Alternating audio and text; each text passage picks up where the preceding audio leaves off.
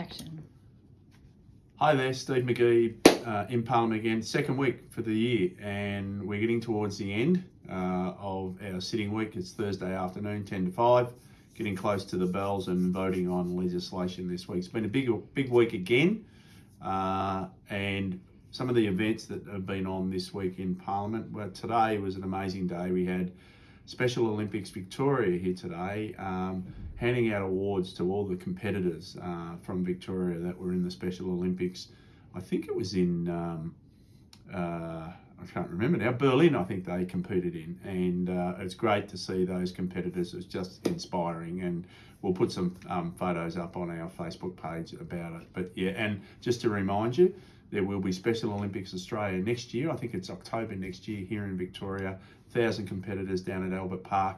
Get out and support them. They are so inspiring. So it's great to see. The other thing was that for the Year of the Snake, Chinese New Year, we had the Cloud Concert, isn't it? Cloud Concert Orchestra, Youth Orchestra, that were in Queen's Hall yesterday for the Year of the Snake for the Chinese New Year. These young musicians were just amazing, and it was a great experience to have them in. And the music within Queen's Hall, it was just so incredible. The acoustics were brilliant. You couldn't have got a better place to play orchestral music, and the kids should be congratulated. So it was a great event.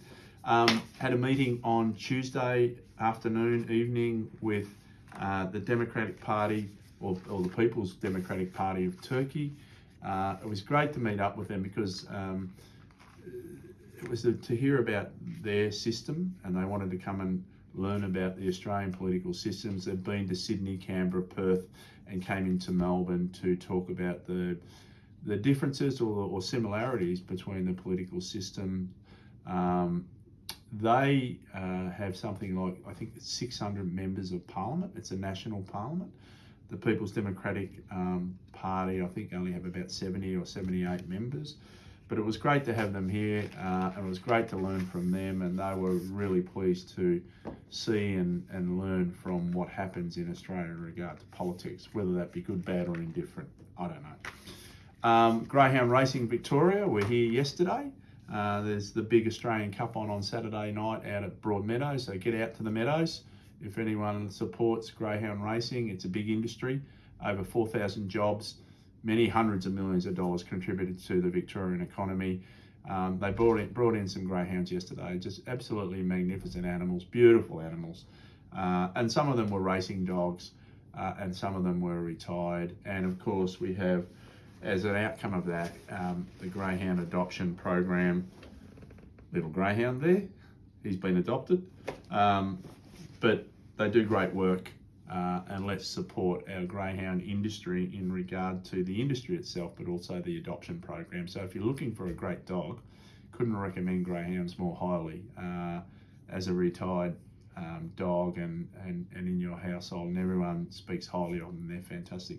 This morning we had a breakfast with an organisation called ACRAF, and that was really good because this is about human trafficking.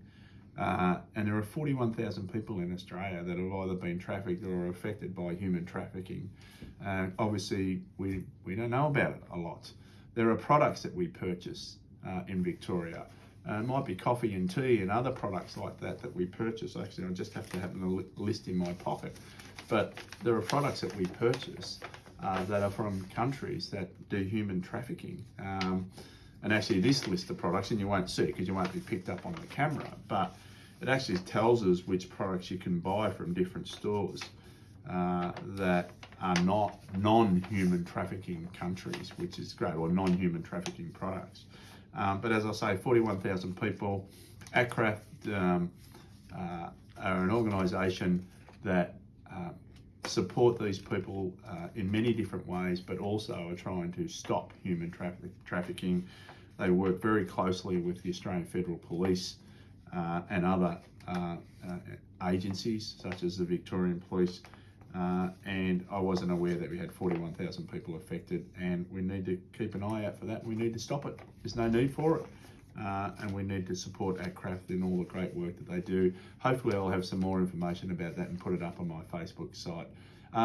So far as my job in Parliament this week in regard to my contributions, I did a member statement earlier in the week on petrol prices in Melton. Again, price gouging. It's criminal as far as I'm concerned. And all the fuel companies in Melton should cease doing what they're doing and be fair to people in Melton and reduce their prices like the other areas, not only around Melton, but around the state. Compare their prices to all parts of the state and they are miles ahead, too far ahead. Again, I've raised it with the ACCC, who seem reluctant to do anything, which I think is disappointing from an agency such as the ACCC, but we will continue to pursue it. And I know that we've just announced only a few weeks ago about the Fair Fuel plan and prices, and that's a great thing. But while it might highlight what the prices are, I would say that the companies, as they work together in Melton, they might highlight their prices, but will they drop them to the prices that all the other stations around the Melton area? I doubt it. But let's keep the pressure on, and in the meantime, boycott them. Don't go near them. Buy outside of Melton. I know that's easy for me to say, but unless you're desperate to fuel up your car, don't buy in Melton. It's as simple as that. Buy elsewhere. It's cheaper. In some cases, over 40 cents a litre cheaper than buying in Melton. So don't buy there. Let's teach them a lesson.